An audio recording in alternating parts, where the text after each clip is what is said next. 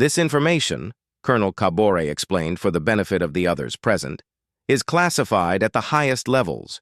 Access is restricted to perhaps a dozen individuals in the entire government. The leak of such intelligence represents not just theft, but treason of the highest order. Airport Director Dao, overwhelmed by the implications, asked the question that hung heavy in everyone's minds. Who could have provided access to such materials? President Traoré's jaw tightened as he examined a particular set of geological reports. These uranium surveys were conducted by a joint team including our Ministry of Energy and the French Geological Survey Company, Areva Mining. Only 5 people had access to the complete results. Myself, the Energy Minister, the Chief of Staff, Colonel Traoré, and... He paused, his eyes meeting those of his intelligence chief. Dr. Pascal Ouagadougou, our Director of Geological Services. Theo. Name hung in the air like an accusation. Dr. Ouagadougou had been a trusted government official for over 15 years, a man who had worked closely with Thomas Sankara in the 1980s and had been retained by successive governments for his expertise and apparent loyalty. So we have our first traitor, Aminata Traoré observed grimly. But I suspect he won't be the last. The third suitcase revealed the sophisticated machinery of modern espionage and political manipulation. Photographs, professional quality, surveillance images, cascaded across the table as Colonel Traoré carefully removed them from their protective folders. These are not amateur snapshots, he observed, examining the technical quality of the images. Professional surveillance equipment was used, probably telephoto lenses with night vision capability. Someone invested serious resources in this operation. The photographs told a story of systematic corruption that reached into the highest levels of Burkina Faso's government and society. Minister Ouagadougou, responsible for mining affairs, was captured in compromising positions at an exclusive nightclub in Paris's 16th arrondissement. The timestamp showed the images were taken during an official state visit to France just 2 months earlier. Look at his companions, Aminata Traoré pointed out. That man in the expensive suit is Jean-Claude Martineau, vice president of Bouygues Mining Corporation. And the woman? Marie-Claire Dubois. No relation to our ambassador here, I assume. Senior procurement officer for the French Ministry of Defense. More photographs revealed General Kafando, commander of Burkina Faso's elite units, entering a Swiss bank in Geneva carrying a metal briefcase. The timestamp indicated this had occurred during the same period when the general had reported being in Chad for a regional security conference. The most damaging images, President Traoré noted, holding up several photographs, show Governor Zongarana's wife on a shopping expedition in Paris. Designer boutiques, luxury hotels, restaurants that cost more per meal than most Burkinabe families earn in a year. And here, he pointed to a receipt visible in one image, payment was made by corporate credit card belonging to Total Energies Exploration. Ambassador Dubois remained silent, but beads of perspiration continued to form on his brow, despite the air conditioning. The systematic nature of the surveillance operation was becoming clear. This was not opportunistic intelligence gathering, but a carefully planned effort to compromise key figures in Burkina Faso's leadership. The question, Colonel Traoré observed, is what the French intended to do with these photographs. The answer, I suspect, lies in the remaining suitcases. The fourth suitcase contained items that made even the experienced intelligence officer step back cautiously. Weapons, but not conventional firearms. Instead, the case was filled with sophisticated espionage equipment that seemed more appropriate for a spy thriller than diplomatic baggage. Listening devices, Traoré catalogued as he carefully examined each item. Some small enough to fit. Inside a pen, others designed to look like everyday objects. A coffee cup, a picture frame, even what appears to be a decorative plant. More disturbing were the electronic surveillance systems, cameras so miniaturized they could be hidden in shirt buttons, recording devices that could capture conversations from distances of over 100 meters, and signal jammers capable of disrupting communications across wide areas. This device here, Colonel Traoré said, holding up a sophisticated piece of electronics, bears the logo of the NSA, the American National Security Agency. How did American intelligence equipment end up in French diplomatic pouches, President? Traoré examined the device carefully. NATO intelligence sharing protocols. The Americans provide technology, the French provide operational expertise and local knowledge. Africa becomes the testing ground for their joint surveillance programs. But it was the fifth suitcase that revealed the true scope of the operation. Identity documents, dozens of them, each representing a different persona but featuring photographs of the same individuals. Professional forgeries of passports, driver's licenses, press credentials, and even United Nations observer identification. Cards. I recognize this face, Airport Director Dow said, pointing to a British passport. This man came through our airport 3 weeks ago, claiming to be a BBC journalist researching artisanal gold mining. He interviewed several government officials and was given access to restricted mining sites. The same person, Aminata Traoré observed, comparing documents, appears here as Jean-Pierre Martel, freelance journalist from Belgium, here as François Dubois, human rights observer from Switzerland, and here as Michel Bernard, economic consultant from Canada. One person, multiple identities, unlimited access to our country and our officials. The implications were staggering. For months, perhaps years, foreign agents had been moving freely through Burkina Faso under false identities, gathering intelligence, cultivating sources, and preparing the ground for operations that were only now becoming clear. The sixth suitcase contained documents that made Colonel Traoré's face drain of color. As head of national intelligence, he understood immediately that they were looking at some of the most classified materials in Burkina Faso's military archives. Deployment plans for our armed forces, he read aloud, his voice tight with controlled fury. Unit strengths, weapons inventories, supply chain vulnerabilities, communication frequencies, everything an enemy would need to neutralize our defense capabilities. President Traoré examined the documents with the eye of a military professional. These include details of Operation Sahel Shield, our joint anti-terrorism initiative with Mali and Niger. Troop movements, intelligence assets, coordination protocols. This information could get our soldiers killed. More than that, Aminata Traoré added grimly, it could compromise the security of the entire region. If terrorist groups or hostile governments obtain this intelligence. The source, Colonel Traoré announced, after examining the document formatting and classification markers, is clear. These materials could only have come from the Central Military Archive, which is housed in a secure facility accessible to exactly 3 people, myself, the defense minister, and... He paused. The chief archivist, Mariam Sanogo. Mariam? Airport Director Dow expressed surprise. But she's been with the government for over 20 years. She's practically invisible, just a quiet older woman who keeps the files organized. Exactly, President Traoré observed. The perfect spy. Someone who has been in position for decades, who has access to everything, whom no one suspects or even notices. How long, I wonder, has she been feeding information to foreign handlers? The 7th suitcase revealed the financial infrastructure that supported this massive espionage operation. Multiple currencies, US dollars, British pounds, Chinese, yuan, Swiss francs, arranged in neat bundles and clearly labeled for specific purposes. Operational funds, Colonel Traoré determined after examining the organization system. Each currency bundle corresponds to payments for specific assets. The dollar bundles are marked with initials, SW, GK, PO, that correspond to Minister Ouagadougou, General Kafando, and Dr. Ouedraogo.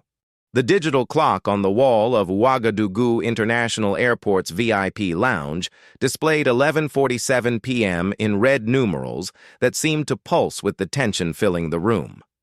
Outside, the vast African sky stretched endlessly, dotted with stars that, had witnessed centuries of struggle, colonization, and dreams of freedom. Tonight, those same stars would bear witness to an event that would reverberate across the continent and beyond. President Ibrahim Traoré stood at the head of the polished mahogany conference table, his youthful face marked by the weight of leadership that had been thrust upon him through revolution and necessity. At 33, he was one of Africa's youngest heads of state, but the gravity in his dark eyes spoke of wisdom beyond his years. His military fatigues, though immaculate, carried the dust of a man who had risen from the ranks, who understood the price of freedom not through books, but through blood and sacrifice. 17 suitcases, he said, his voice cutting through the silence like a blade. 17 million euros. 17 names of traitors. He placed a manila folder on the table with deliberate precision. All of this represents wealth stolen. From our people, from our gold mines, from our uranium deposits, from the sweat of every Burkinabe who has ever dreamed of a better future. The VIP lounge, normally reserved for dignitaries and wealthy travelers, had been transformed into an impromptu tribunal. The French colonial-era furniture seemed to mock the proceedings, ornate chairs and crystal chandeliers bearing silent witness to decades of neo-colonial exploitation. The room's windows, now fogged with condensation from the contrast between the cold night air and the heated tensions inside, obscured the view of the Airbus A340, sitting motionless on the tarmac. Colonel Damiba Kabore, head of Burkina Faso's intelligence services, stood rigid at attention near the wall. His weathered face, scarred from years of military service, showed no emotion, but those who knew him well could see the fire burning behind his eyes. He had spent the better part of 2 decades tracking foreign interference in Burkina Faso's affairs, watching helplessly as corrupt officials sold their country's future for personal gain. Tonight, finally, the evidence was undeniable. Airport Director Ousmane Dao nervously adjusted his tie, still unable to fully comprehend how his normally quiet facility had become the center of such a momentous confrontation. A career bureaucrat who had spent his life managing flight schedules and customs procedures, he found himself witnessing what historians would later call the most significant moment in West African post-independence history. Justice Minister Aminata Traoré, no relation to the president despite sharing his surname, sat with perfect posture, her legal training evident in the way she methodically arranged her documents. One of Burkina Faso's most respected jurists, she had built her career fighting corruption and defending the rule of law. Her presence here tonight was not just official, but deeply personal. Her father had been one of Thomas Sankara's closest advisors, executed in the same coup that had claimed the revolutionary leader's life 36 years earlier.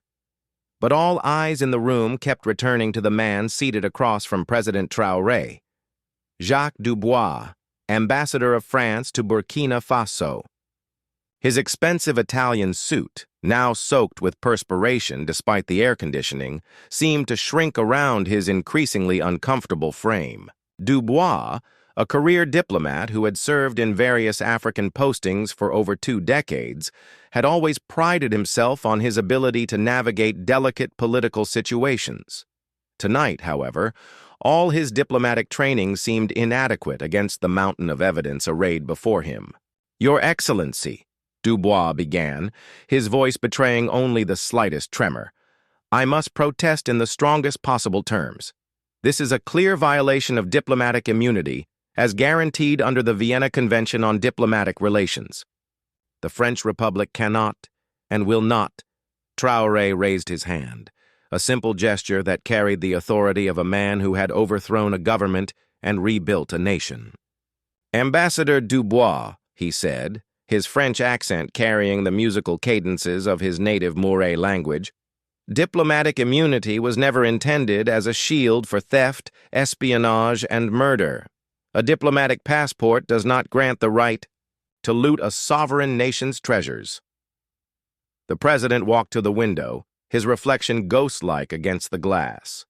Outside, armored vehicles of the Republican Guard had formed a protective perimeter around the French aircraft.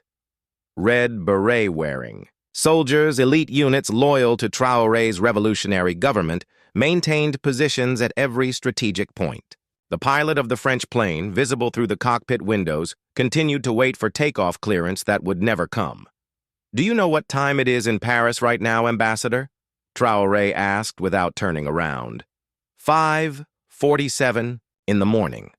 Your president is probably sleeping peacefully in the Élysée Palace, dreaming perhaps of continued French prosperity built on African resources.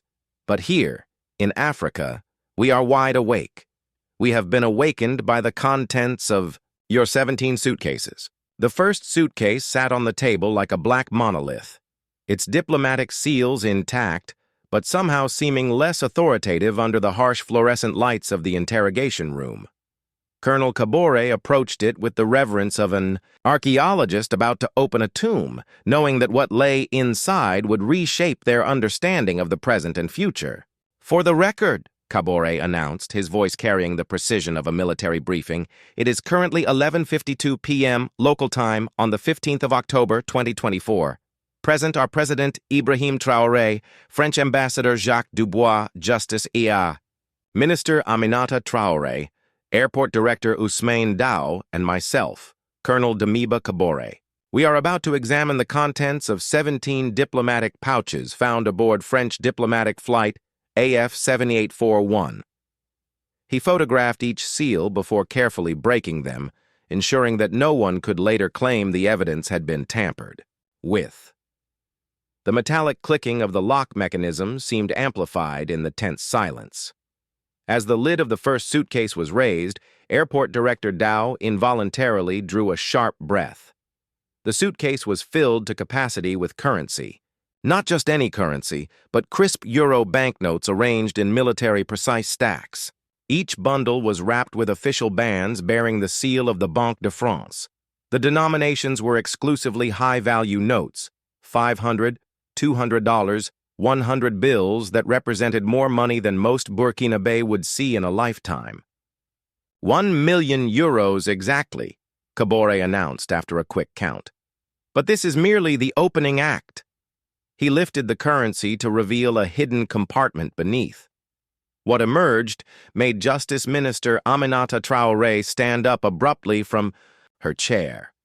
Gold bars, each one stamped with the official assay marks of Burkina Faso's National Mining Authority, gleamed under the lights. But these were not just any gold bars. They were part of a specific lot that had been mined just weeks earlier from the Essakane mine, the country's largest gold-producing facility. "These bars," President Traoré said, his voice heavy with controlled anger, "represent the labor of thousands of our citizens. Miners who descend into darkness every day, risking their lives to extract wealth from the earth that gave them birth. Wealth that was supposed to build schools for their children, hospitals for their families, roads to connect their villages to the modern world." Ambassador Dubois shifted uncomfortably in his seat. "Mr. President, I assure you that any irregularities in the documentation of these materials can be—" "Irregularities?" Aminata Traoré's voice cut through the air like a whip. "Ambassador, each of these gold bars is registered in our national database. They were legally exported last month to a French precious metals dealer in Lyon. But according to our records, payment for these exports was never received by the Burkina Faso Treasury. Where did the money go?" The second suitcase revealed an even more disturbing treasure trove. Documents, hundreds of them, spilled across the table like leaves in an autumn wind. But these were not ordinary papers. Traoré examined them with a UV light, checking for authenticity markers that would reveal forgeries. "These are original state documents," he announced, his voice betraying amazement despite his professional composure. "Not photocopies or scanned. Images. Original classified materials that should never have left government buildings." President Traoré began examining the papers, his expression growing darker with each page.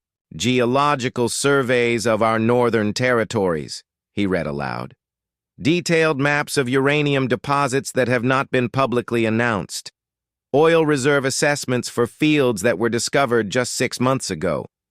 He paused, his eyes scanning. A particularly damaging document.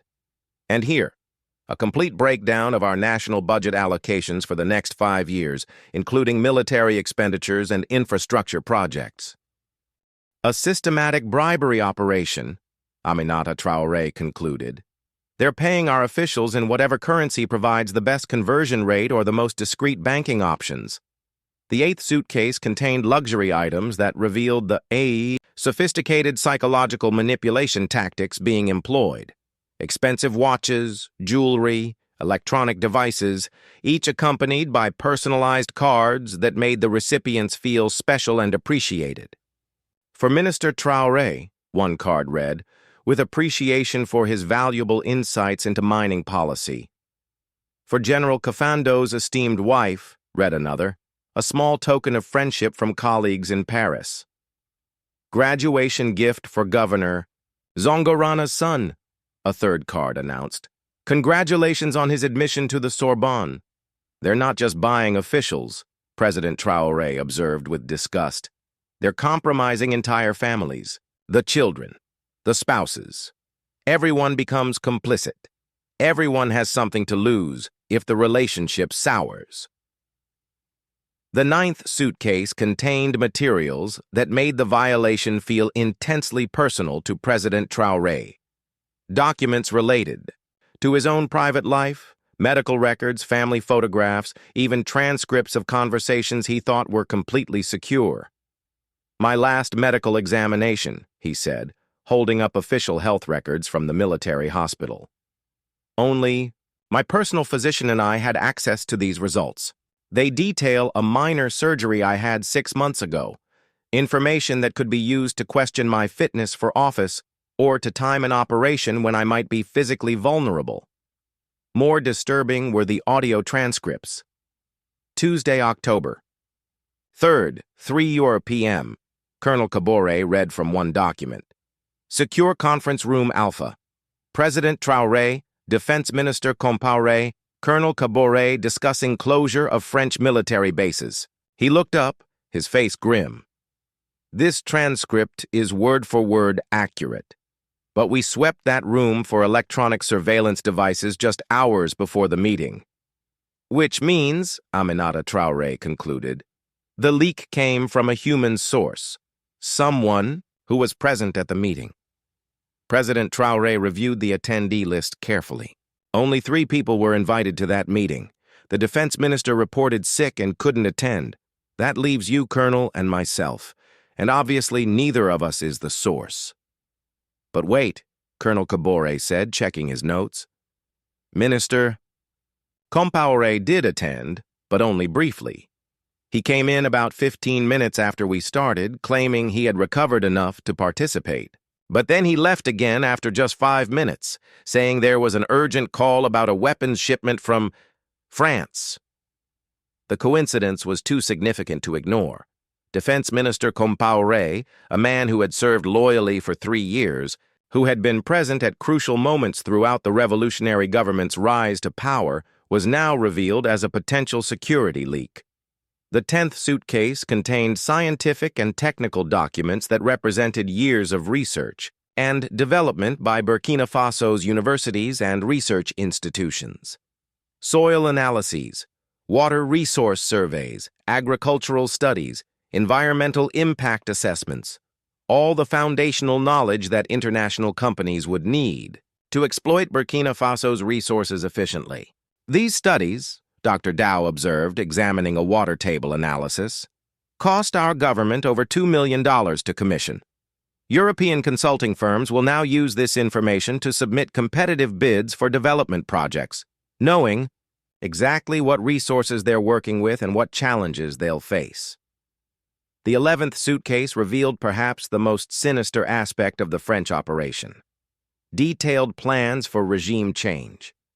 Professional quality propaganda materials filled the case. Brochures, posters, video files, and even a complete media campaign strategy. A new future for Burkina Faso, Colonel Traoré read from a glossy brochure. Leadership for the modern era, General Laurent Caboret. He looked up sharply. Laurent Caboret, but he's been presumed dead since the 2019 coup attempt. Apparently, not dead, President Traore replied grimly. Look at these video files. He held up several professionally produced DVDs. These are recent recordings. You can tell by the background details and the general's appearance. He's older, grayer, but very much alive. The videos revealed Laurent Caboret in what appeared to be comfortable exile, making carefully scripted appeals to the people of Burkina Faso. His message was sophisticated, not a direct attack on the current government, but rather a call for stability, economic development, and closer cooperation with international partners. Notice the background. Aminata Traore pointed out. Those buildings visible through the window. That's definitely Paris. The Eiffel Tower is partially visible in several shots.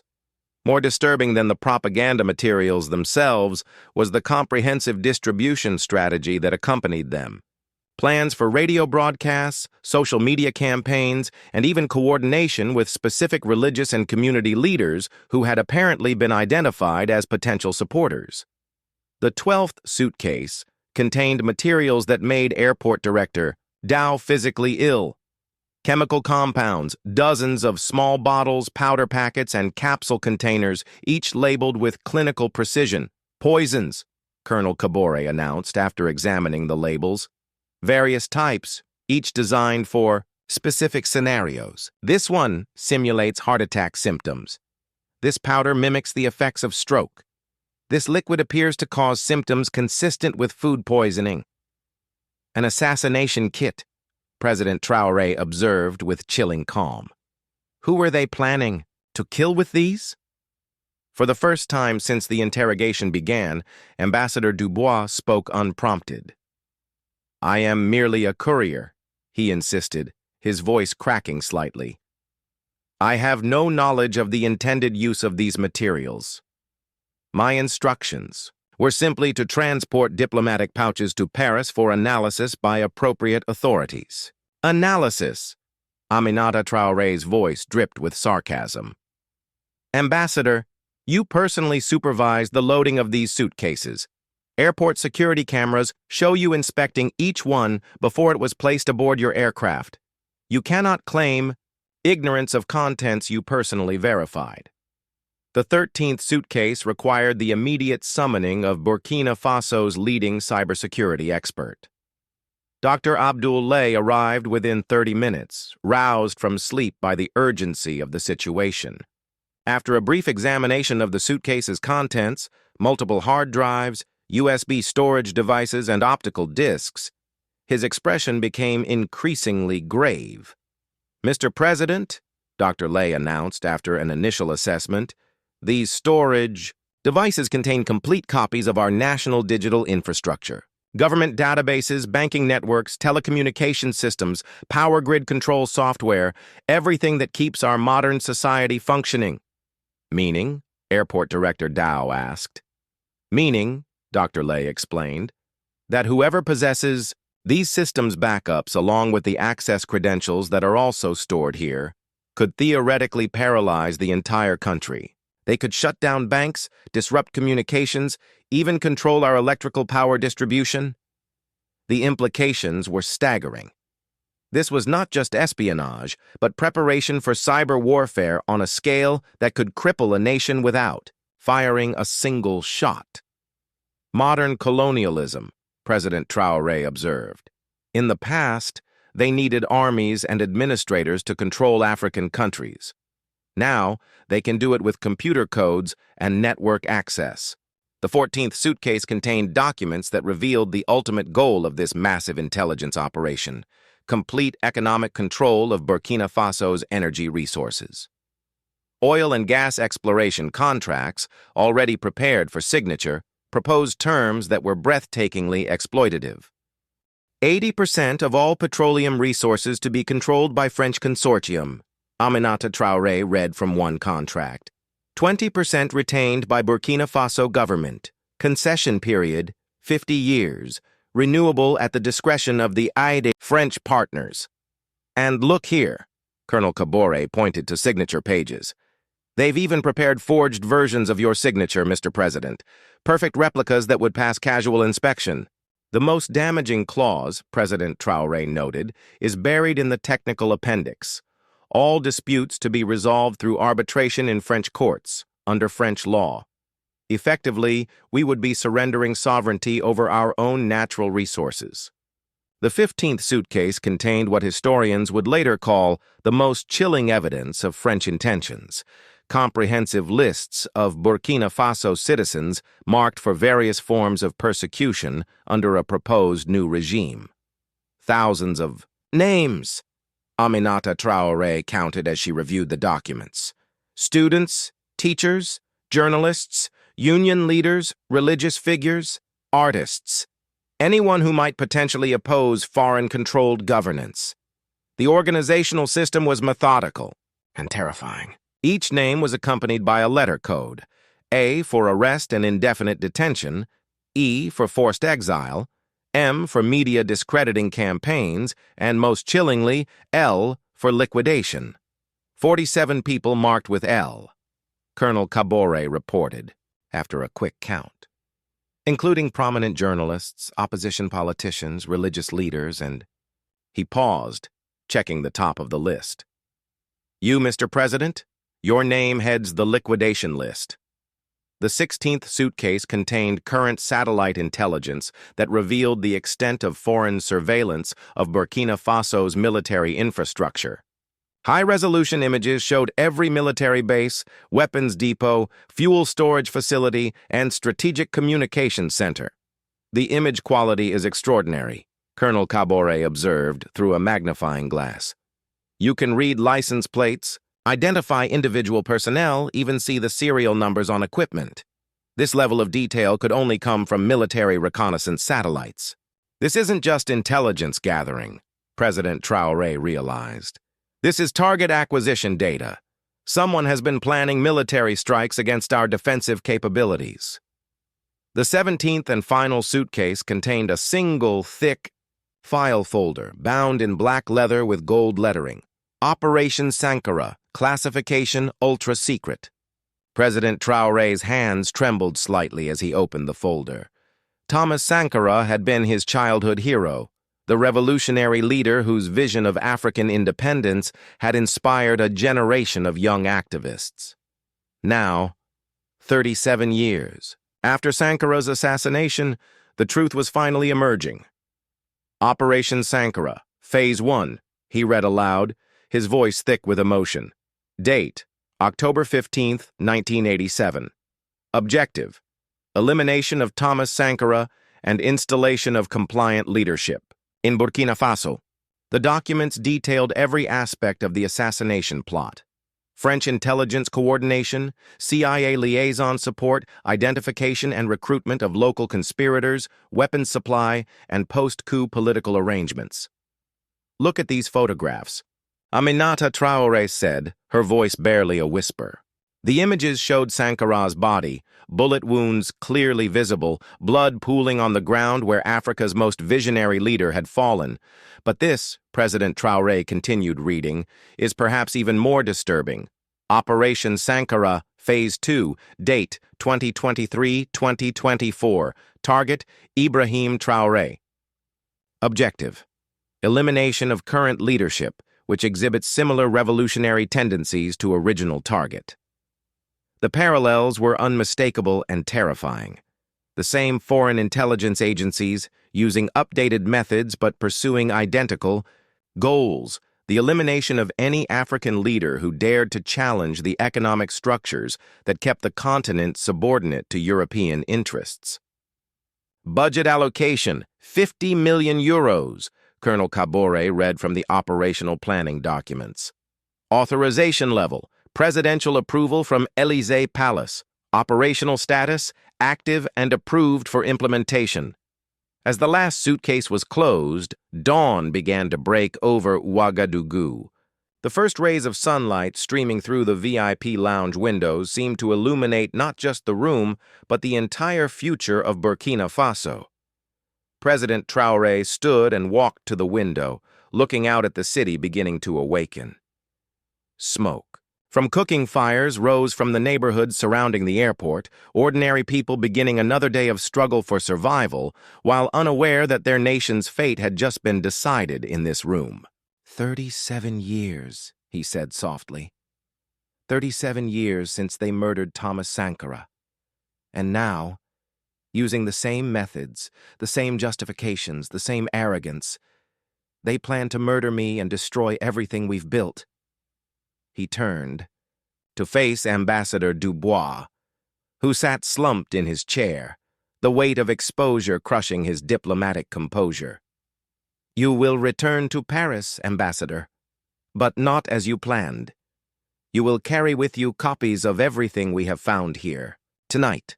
Every document, every photograph, every piece of evidence of French crimes against African sovereignty.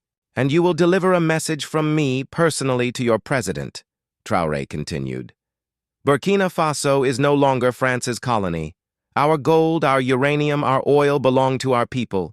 You cannot buy our officials, blackmail our leaders, or murder our presidents without consequences.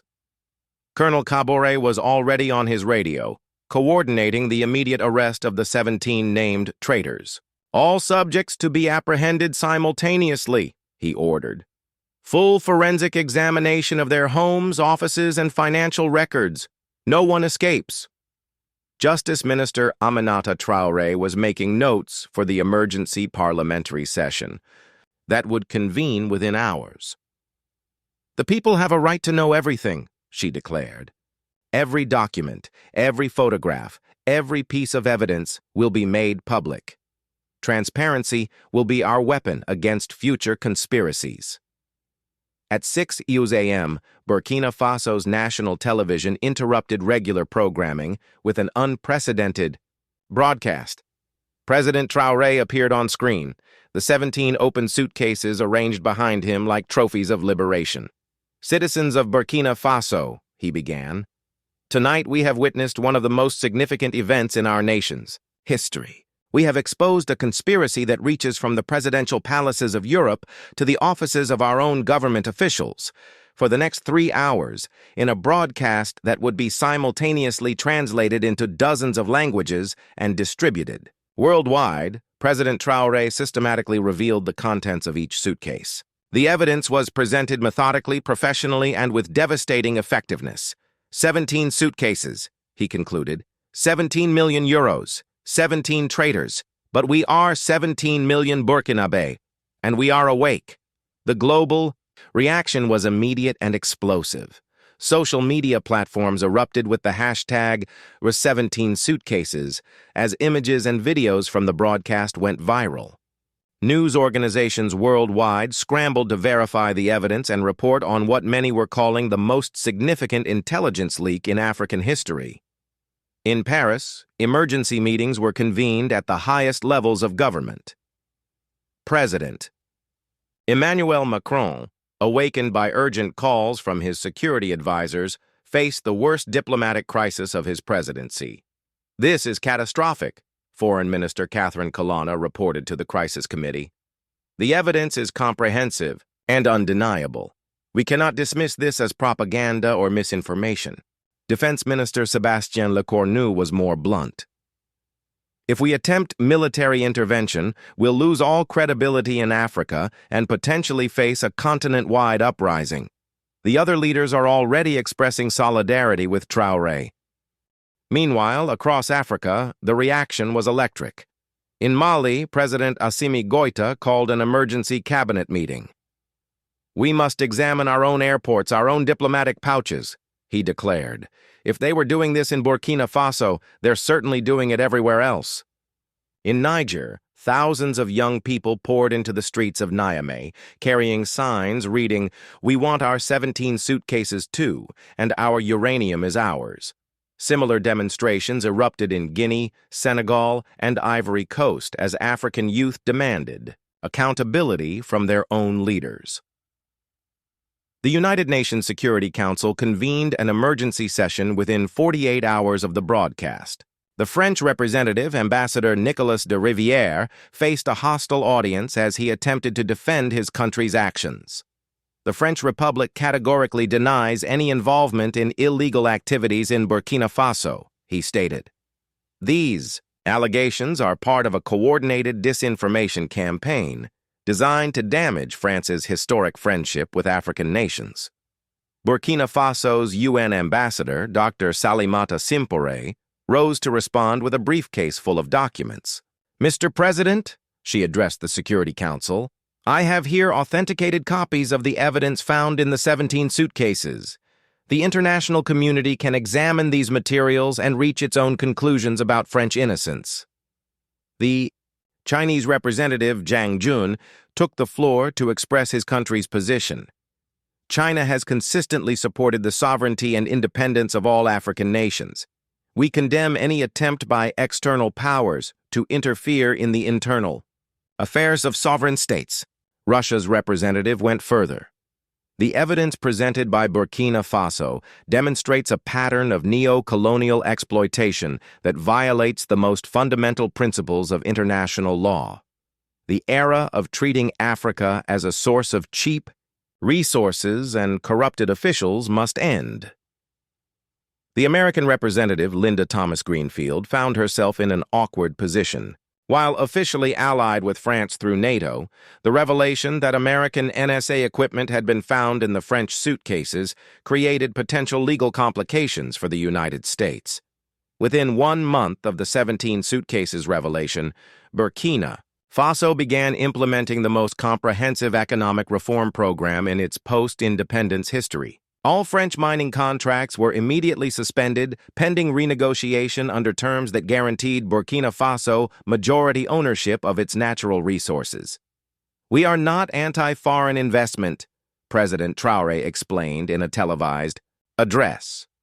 "We welcome international partnerships based on mutual respect and fair terms. But the days of 80-20 splits that favor foreign corporations are over. Our resources will primarily benefit our people."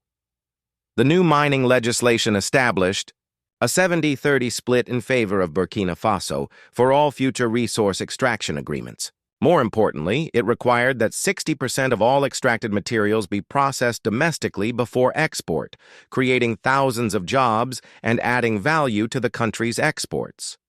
Dr. Fatou Diallo, appointed as the new Minister of Economic Sovereignty, outlined the transformation. "Instead of exporting raw gold ore at $40 per ounce, we will now refine it domestically and export finished products at $2,000 per ounce. The difference goes directly into education, healthcare, and infrastructure for our people." The economic impact was immediate and dramatic. Within 6 months, government revenues from natural resource exports increased by 400%. More significantly, unemployment among young people dropped from 60% to 25% as new processing facilities, manufacturing plants, and support industries were established. The trial of the 17 named conspirators became one of the most closely watched legal proceedings in African history. Justice Minister Aminata Traore insisted that the proceedings be conducted with complete transparency and respect for due process. "We will not become like those who betrayed us," she declared. "Every defendant will have access to legal representation. Every piece of evidence will be verified through multiple sources, and every judgment will be based on law, not emotion."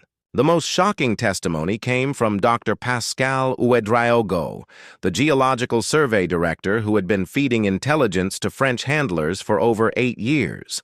Under cross-examination, he revealed the sophisticated methods used to recruit and control high-level sources. "They approached me during a conference in Paris in 2016, he testified. "At first, it seemed innocent, just sharing academic research with international colleagues. They paid for my hotel, my meals, even arranged for my daughter to receive a scholarship to study in France. But gradually, the requests became more specific. They wanted early access to geological surveys, advance notice of mining concessions, details about government policy discussions. When I tried to refuse, they reminded me that my daughter's student visa could be revoked, that my own international travel could be restricted. Defense Minister Traoré's betrayal cut the deepest, as he had been considered one of President Traoré's most trusted allies. His testimony revealed the psychological pressure techniques used by foreign intelligence services. "They didn't offer me money initially," he explained. "They offered me respect, recognition, a sense that I was important to international security. They convinced me that sharing information with NATO allies was actually serving Burkina Faso's interests by preventing instability in the region." The photographs of my family, taken without our knowledge, were shown to me only when I tried to end the relationship. They made it clear that my wife and children would be safe only as long as I continued to cooperate. The courage displayed by Burkina Faso inspired a continental movement that historians would later call Africa's Second Independence. Within 3 months of the 17 suitcases revelation, similar investigations were launched in 12 other African countries. In Mali, President Goïta announced the discovery of a secret warehouse containing surveillance equipment and bribery funds linked to French intelligence services.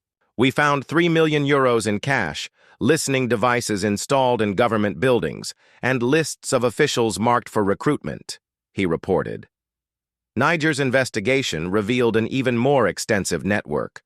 President Mohamed Bazoum, despite his previous pro-French stance, was forced to acknowledge the evidence presented by his own intelligence services. "We have identified 43 government officials who have received payments from foreign sources over the past 5 years," he announced. "All will face investigation and potential prosecution." The most dramatic revelations came from Senegal, where President Macky Sall authorized raids on French diplomatic facilities. "We discovered a sophisticated communications center hidden beneath the French consulate in Dakar," he reported. "This facility was being used to monitor communications throughout West Africa, including encrypted government communications." Exactly 1 month after the 17 suitcases incident, Laurent Gbagbo attempted to fulfill the conspiracy revealed in the documents. Leading a force of 200 well-equipped mercenaries, he crossed the border from Ivory Coast at dawn on November 15, 2024. But President Traoré had used the month wisely. Intelligence gathered from the suitcases had revealed the exact timing and location of the planned invasion. Burkina Faso forces, supported by allied units from Mali and Niger, were waiting. Operation Sankara II, as the mercenaries had code-named their mission, lasted exactly 4 hours. Superior intelligence, better positioning, and the support of local populations who had been awakened by the revelations of foreign interference made resistance futile. Laurent Gbagbo was captured alive, along with 127 mercenaries. The remaining attackers were killed in the fighting or fled back across the border. Among the captured equipment were French military radios, weapons manufactured in France, and satellite communication devices registered to French military contractors. "This invasion," President Traoré announced in a televised address, "proves beyond any doubt that the documents we found were not historical curiosities, but active operational plans. They intended to murder me and install a puppet government, exactly as they did to Thomas Sankara in 1987. The evidence from the 17 suitcases and the subsequent mercenary invasion prompted several African countries to file complaints with the International Court of Justice. The case, titled Burkina Faso and Others versus France, accused the French government of systematic violations of international law, including violation of national sovereignty through espionage operations, economic exploitation through coercive trade agreements, political interference through bribery and blackmail of officials, conspiracy to commit assassination of heads of state support for mercenary forces, and attempted coups. The French government initially refused to recognize the court's jurisdiction, but international pressure, led by the African Union, China, and Russia, eventually forced French participation in the proceedings. The testimony of captured mercenaries proved particularly damaging. Under oath, several admitted to receiving training, weapons, and funding from French military contractors working with government approval. We were told this was a humanitarian intervention, testified captured mercenary commander Philippe Maréchal, that we were liberating Burkina Faso from a dictator who was threatening regional stability. Only later did we learn that President Traore had been democratically elected and was actually improving conditions for his people. Despite the revelations and legal proceedings, President Traore surprised many observers by offering France a path toward renewed cooperation based on equal partnership rather than neo-colonial exploitation. We do not seek to punish the French people for the crimes of their government, he announced during a speech at the African Union headquarters in Addis Ababa. We seek to build relationships based on mutual respect, fair trade, and genuine partnership. The terms he proposed became known as the Ouagadougou Principles, all resource extraction agreements to ensure majority ownership by African countries, mandatory local processing of raw materials before export technology, transfer requirements for all major industrial projects, transparent, reporting of all financial flows between countries, immediate cessation of all intelligence operations not explicitly authorized by host governments, compensation for past economic exploitation through infrastructure development funds.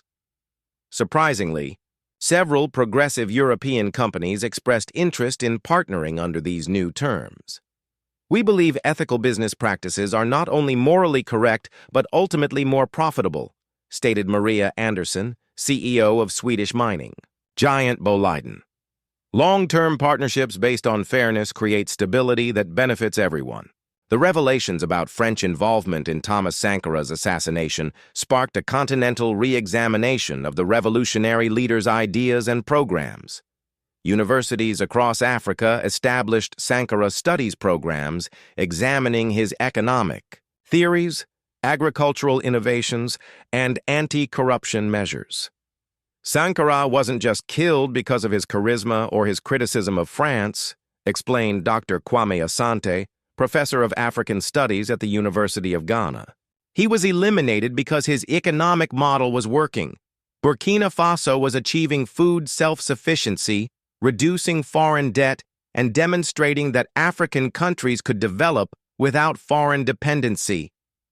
President Traoré announced the establishment of the Thomas Sankara Institute for African Development, funded entirely by revenues from renegotiated mining contracts. We will research and promote economic models that serve African interests first, he declared at the Institute's opening ceremony. The Institute's first major project involved developing regional trade agreements that bypassed traditional European intermediaries. Why should Burkina Faso gold be sold to London markets at artificially low prices, then bought back by African jewelers at inflated rates? Asked Dr. Aisha Okonkwo, the Institute's first director. One of the most ambitious outcomes of the 17 suitcases revelation was the acceleration of plans for an independent African currency. Led by Burkina Faso, Mali, and Niger, 8 West African countries announced their withdrawal from the CFA franc system that had tied their monetary policy to French interests for over 60 years. The CFA franc, President Traoré explained, during a continental economic summit, is the last chain of colonial control.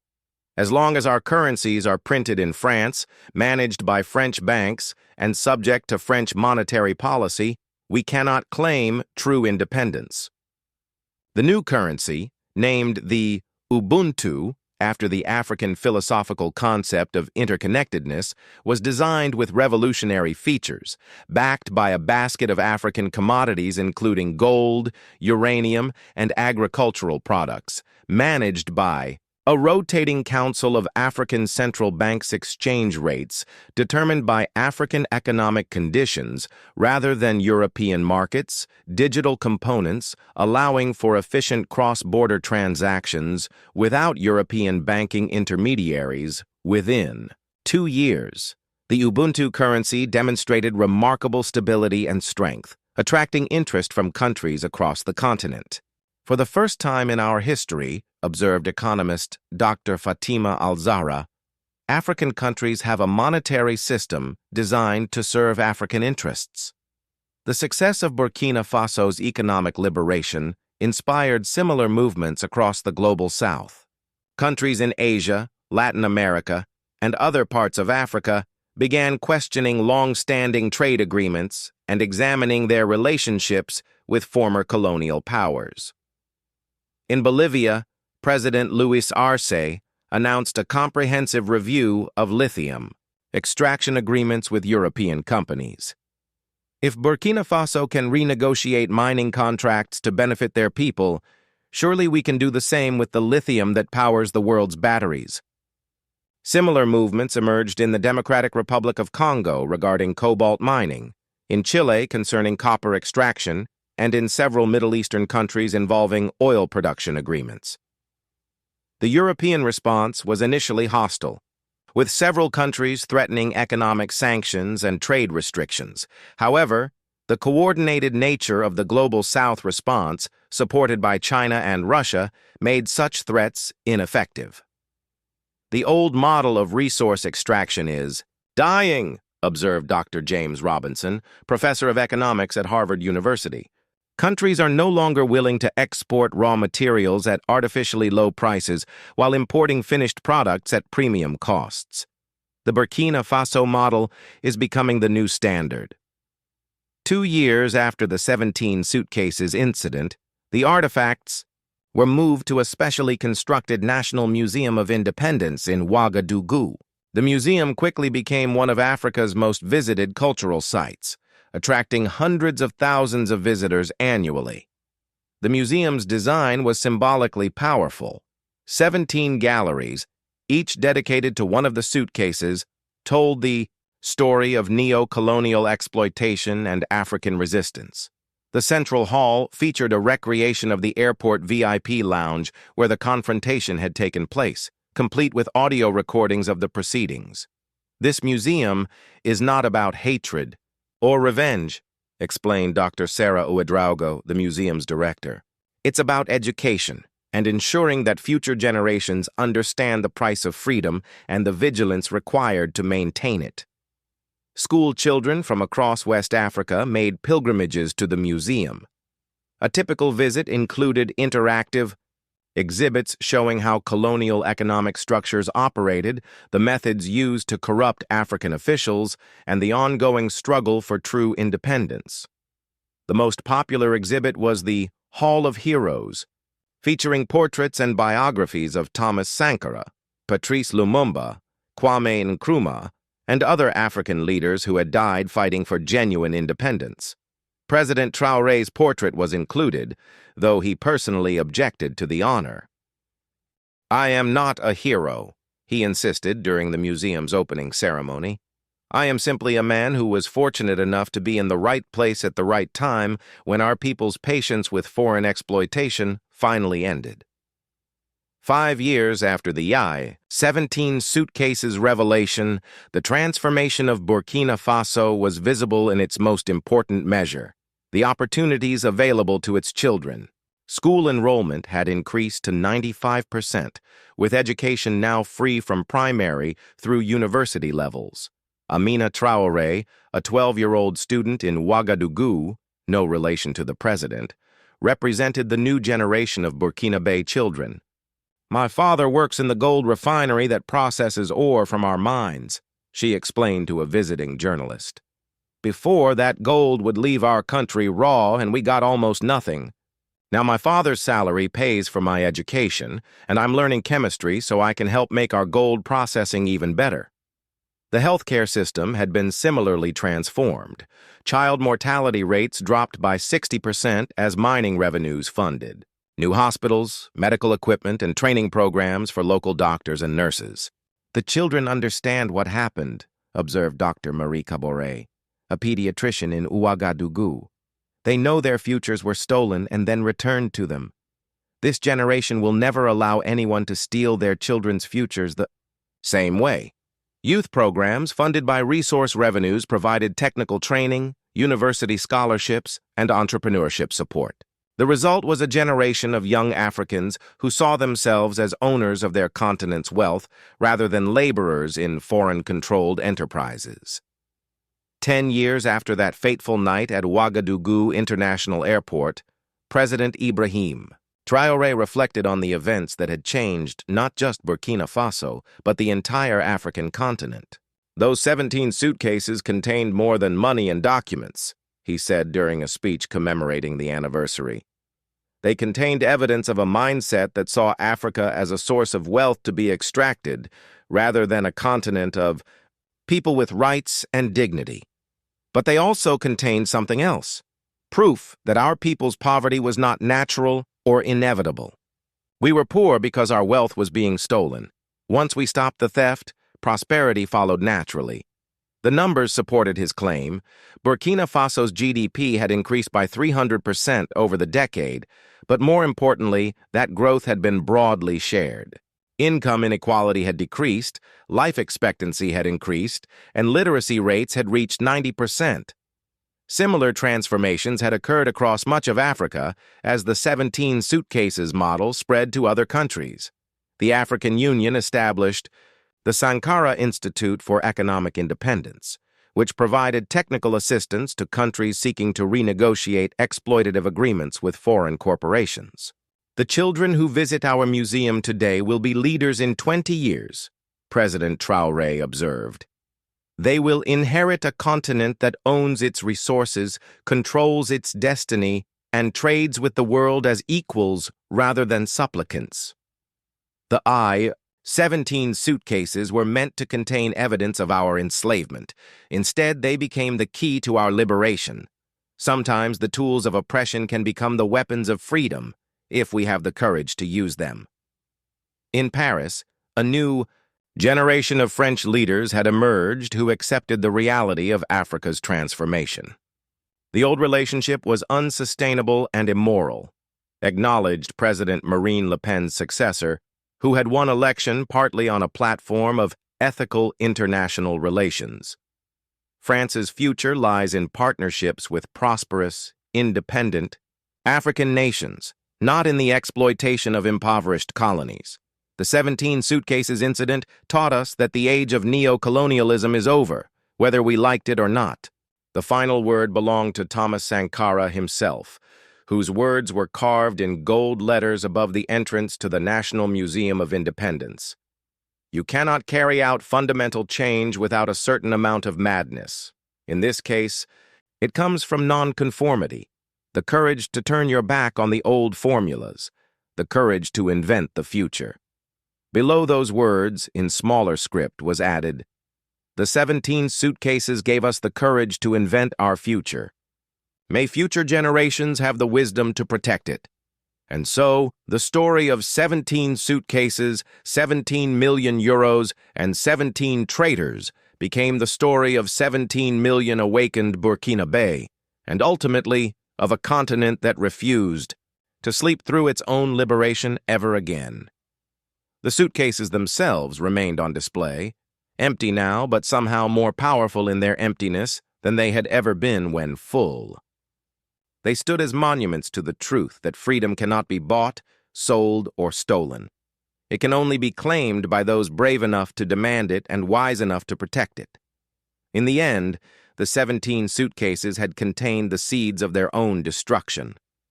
By preserving such comprehensive evidence of their crimes, the neo-colonial powers had inadvertently provided the proof needed to end their system of exploitation. The hunters had become the hunted, the colonizers had become the exposed, and Africa had finally begun to write its own story of independence, prosperity, and dignity. The last entry in President Traoré's personal diary, written on the 10th anniversary of the incident, perhaps captured the moment best. "Tonight, I stood in the same VIP lounge where we opened the 17 suitcases. But now, instead of evidence of our exploitation, that room contains children's artwork from schools built with our own resources. The thieves' tools have become the foundation of our children's dreams. Sometimes justice is not just served, it is transformed into something beautiful.